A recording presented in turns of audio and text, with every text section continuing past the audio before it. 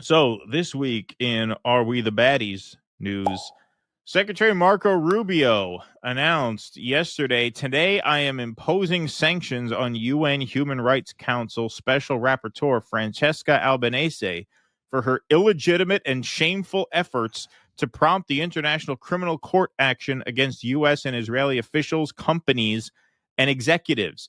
Albanese's campaign of political and economic warfare against the United States and Israel will no longer be tolerated. We will always stand by our partners in their right to self-defense. The United States will continue to take whatever actions we deem necessary to respond to lawfare and protect our sovereignty and that of our allies. So this is one of the first videos that surfaced of Albanese post October 7th. Here she is. This is almost 2 years old by now. I believe this was in late 2023. But this is just making some of the rounds now from Pelham saying this is the most feared woman on earth. Here she is talking about Israel's campaign in Gaza almost 2 years ago. See what she gets wrong here. See what she gets wrong. Genocide being committed by Israel and also the capacity to do that. When you say they have, I mean, if they wanted to, it would probably be done, to be blunt about it. Yes, it's a dire situation for civilians, but Israel did say, civilians, please leave. This is where we're targeting. So that wasn't them actually targeting civilians at that point. As my friend Daniel Levy told the BBC journalist, and I beg your pardon, I don't mean to be rude, but can you really keep a straight face as you ask me this question? Well, I will answer. if you're asking civilians... I will answer the question. Okay, so we don't need to hear the rest of that, but can you really keep a straight face when you're asking this question? Don't forget, at the time, Israel was saying, hey, this is a safe zone, go here because we're only bombing over here. And then when they get there, okay, now go here because we're going to bomb here. And less than 2 years later, just about all of Gaza is gone, right? So what she said clearly aged very well, tragically, but aged very well. So she knew what she was talking about. And this is, of course, why That's why they call it the right side of history. That's right. That's right. And this is, of course, why they are targeting her. Francesca Albanese told the truth. The Israeli genocide in Gaza is written in Western ink. That's why they sanctioned her. That's right. Now, the Huff Post actually had the exclusive on this before Rubio even tweeted it out. So they write, Trump administration slaps U.S. sanctions on prominent UN official critical of Israel. The Trump administration on Wednesday unveiled U.S. sanctions on Francesca Albanese, the UN Special Rapporteur for the occupied Palestinian territories, in a significant step against one of the most outspoken critics of the ongoing U.S.-backed offensive in Gaza. Secretary of State Marco Rubio announced the decision 45 minutes after HuffPost first reported the move was in the works, citing a U.S. official with direct knowledge of a White House directive to government agencies. The move is based on President Donald Trump's executive order imposing sanctions on the ICC and anyone assisting its work. The measure likely would bar Albanese, an Italian national, from traveling to the U.S., as well as block any assets she has in the country and likely complicate her work by deterring U.S. companies and others from engaging with her. Albanese, a legal expert focused on human rights, has been deeply critical of Israel's punishing military campaign and urged international governments to pressure Tel Aviv for a change in course, including through sanctions. Hardline pro-Israel activists have condemned her and urged Trump to sanction her. So, by hardcore pro-Israel activists, we have here Hillel Neuer. The government was right to sanction ICC prosecutor Karim Khan after he went rogue, and we are now calling on Secretary Rubio to defy another rogue, Francesca Albanese. Was right to sanction Karim Khan after he went rogue. And now at the United Nations, there's another official who's gone rogue, Francesca Albanese. She uses her UN imprimatur to tell lies about Israel, to fan the flames of anti-Semitism around the globe. But we've made the case that her supposed reappointment last month was tainted and is legally null and void. The U.S. government must act. We're calling on Secretary of State Marco Rubio to, number one, deny Albanese a visa, two, strip her of immunity, three, sanction her. just like Karim Khan. Join our campaign. Tell Secretary Rubio to ban Albanese. So, whatever Hillel wants, Hillel gets. That's the Mhm. motto of the Trump administration. The Trump administration sanctioned the ICC's chief prosecutor, Karim Khan, in February, and Khan has since lost access to his Microsoft account and bank accounts in his native Britain. Trump's order accused the ICC of illegitimate and baseless actions targeting America and our close ally Israel, a reference to the court's decision last year to issue arrest warrants for Israeli Prime Minister and former Israeli Defense Minister Yoav Gallant over alleged war crimes in the Gaza war. So here is Francesca Albanese on July 3rd, speaking before the UN, urges businesses to end Israel ties to stop economy of genocide. And this is what they're referencing when they talk about the economic warfare that she is inciting against Israel. Conclude, let me say, member states must impose a full arms embargo on Israel, suspend all trade agreements and investment relations, and enforce accountability, ensuring that corporate entities face legal consequences for their involvement in serious violations of international law. And corporate entities must urgently cease all business activities and terminate relationships directly linked, contributing to, and causing human rights violations and international crimes against the Palestinian people. At this existential moment for the Palestinian people, trade unions, lawyers, civil society groups, and ordinary citizens should encourage such behavioral change from the side of corporate entities and governments by pressing for boycotts, divestment, sanctions, and accountability.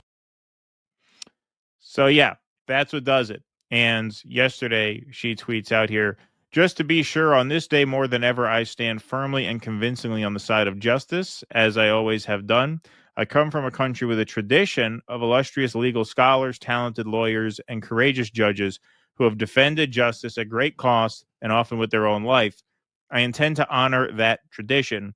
Also, it's called the Rome Statute for a reason, and I am proud of it. Nod to her Italian heritage there. And here is Medea Benjamin voicing her support, of course, for Francesca Albanese. This is a video that Code Pink put up on their social media shortly after this happened. One person in the world who people have looked up to for the last 20 months to find out about Israel's gross violations of international law, it is UN Special Rapporteur Francesca Albanese. And just today, U.S. Secretary of State Marco Rubio has sanctioned her. It means she won't get visas to come to the United States. Any assets she has here would be frozen. People who work with her could face legal repercussions. But you know what? This is already backfiring because I see millions of people who are pouring out their love and calling for her to be awarded the Nobel Peace Prize. So please put in the comments your words of support and encouragement for Francesca, and maybe some choice words for Marco Rubio. Francesca, we love you. Thank you so much for all you have done for the people of Gaza and for respect for the rule of law. Well said. And, you know, I just have to make mention I of want this. that shirt. Where do I get that shirt? Oh, the shirt that Medea's wearing there? I don't know. Maybe that's a Code Pink shirt. It's pink. I don't know. I don't know if they made it. But yeah, that is a great Well, shirt. I'm going to look on their website. Yeah. Yeah, for sure. And obviously that's well said by Medea Benjamin. And, you know, obviously this is, I mean, it is, you know, by Rubio's own admission, an act of political retaliation against Francesca. And one other thing I would just have to point out is that, you know, Francesca Albanese is at the UN.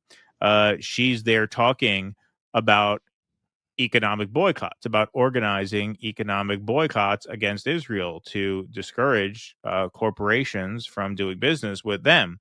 That anti-boycott bill that, thank God, failed a couple months ago or whenever it was, that would have made it illegal for us to support a boycott like that if it comes from an international body like the UN, right? So like that's how authoritarian they're trying to go with this. Now, luckily, like I said, thank God, that bill failed because enough on the right apparently said they weren't going to vote for it.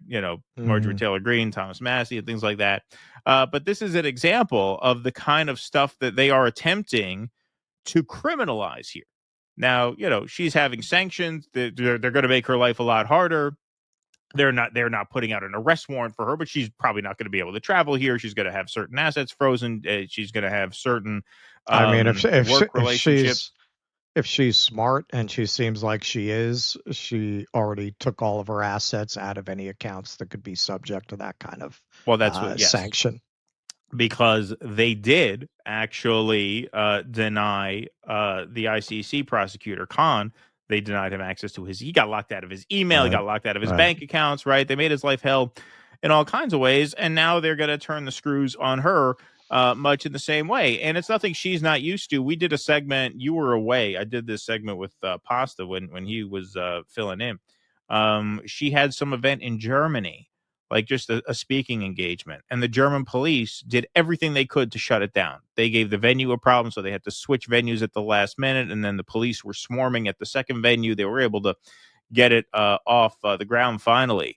But yeah, I mean, the harassing of this person, the harassing of a human rights expert, a special rapporteur on human rights for the United Nations, to just badger her in this way.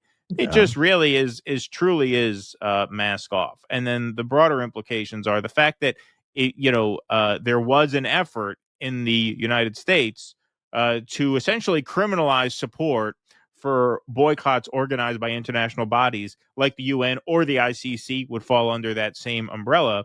Yeah, it just shows you how just nakedly villainous this country has become. Yeah, I know it may not seem this way right now, but what you are witnessing is the end of Israel's ability to exert this kind of political control and control over the narrative.